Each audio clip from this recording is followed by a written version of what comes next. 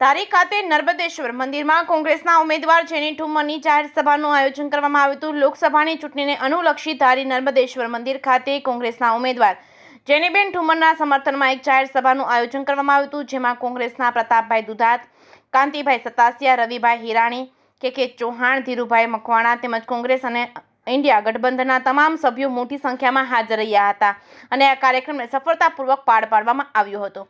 જે કેસની ગુજરાતી સાથે સંજય વાળા, ધારી। આજની આ ધારીની સભા વિશે ઇલેક્શનને હવે 3 દિવસની વાર છે, ત્યારે તાલુકા મથકે બધા સંમેલનના ભાગરૂપે આ ધારીનું સંમેલન છે। આખા જિલ્લાની અંદર આ પ્રકારે તાલુકા મથકના સંમેલનો અને સાથે સાથે બૂથ મેનેજમેન્ટની તૈયારીઓ, બૂથને બેસાડવાની તૈયારીઓ લોકોએ મન બનાવી લીધું છે, પોતાનો વિચાર મક્કમ કરી લીધો છે અને અહીંયા ભાજપને જાકારો આપીને કોંગ્રેસ જીતવા જઈ રહી છે।